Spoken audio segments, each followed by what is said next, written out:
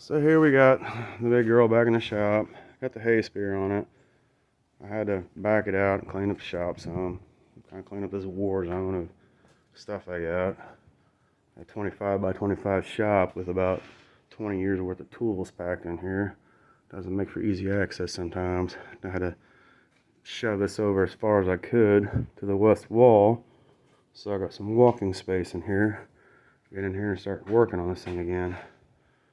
So here, my nephew came out and helped me. I picked the loader arms up and he put the pins in. Now I got to do like I did this side and start welding our cylinder brackets back on after I clean these welds up. I got one on this arm because I had to leave this side flush so I could mate the other lift arm to this one. So now I got to duplicate what I did on the other side on this one, and then I have to measure and match up this side to meet that one so we get the right pitch and angle without a bind in our loader system. Then I've got to go get some bolts, of course.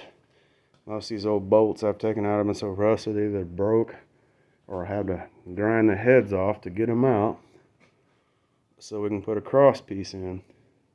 Once we establish that and get the loader frame stiff, then I can start working on the bottom as far as a loader bracket frame for the bucket, your quick attach plate, and also see where my cylinder is going to hit at and get them situated up here because they have to raise. I figured, I think 20 inches. I had it marked on the beam, but it's gotten wiped off, so I'll have to remeasure. I think it's 20 inches from the bottom up to the bottom of the plate.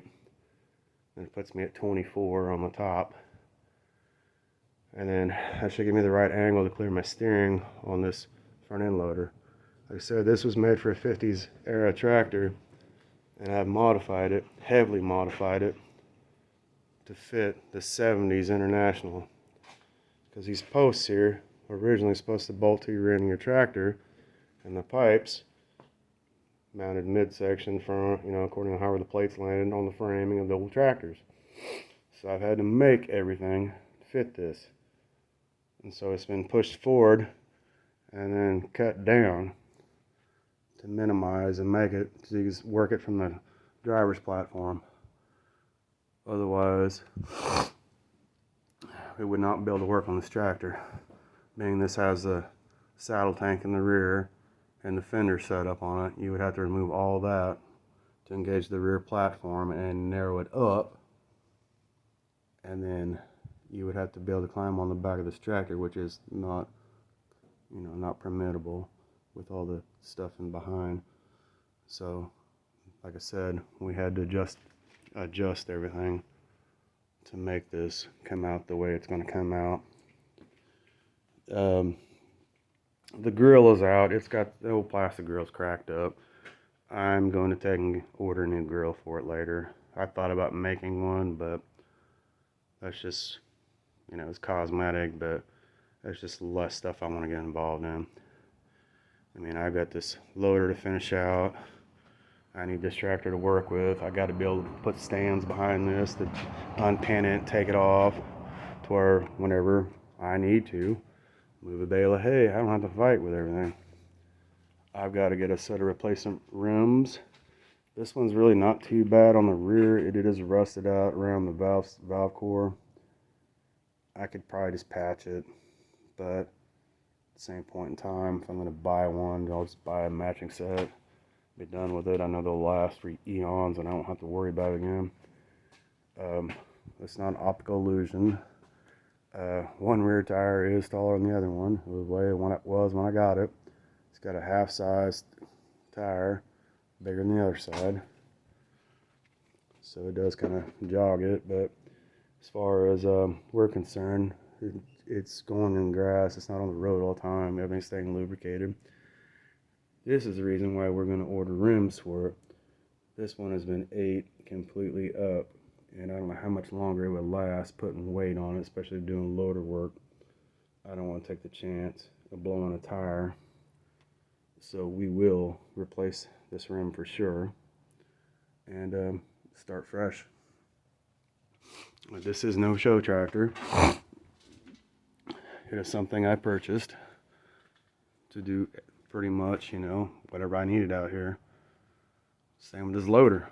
The loader was never designed for this, and it's not going to be a showpiece by no means. It'll look presentable. It'll look like a good piece of equipment, and it'll handle the job it's supposed to do. But it was never designed to fit this.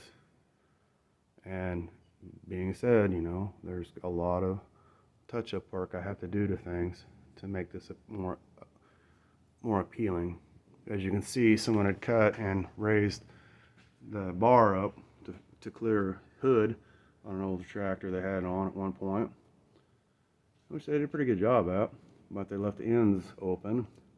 And I thought about plug welding those on a piece of plate and all that, but I figured, what the hey, you know, why spend more time when I got so much other welding to do? So I put some paint can caps in there. I'll paint them. They crack and break, pull them out, put this that in there. No big loss. And I got cleaning to do on the motor. Once I get the loader done, this all pressure washed down. I had diesel leaks for a while, and put new fuel filters on it, and fixed the injection return lines and all that. So that's pretty much done. Just need to clean the motor up, and eventually we'll go through here and paint the tractor somewhat to match the loader and make it look like a newer piece of equipment. Well, that concludes this video for today. Thank you.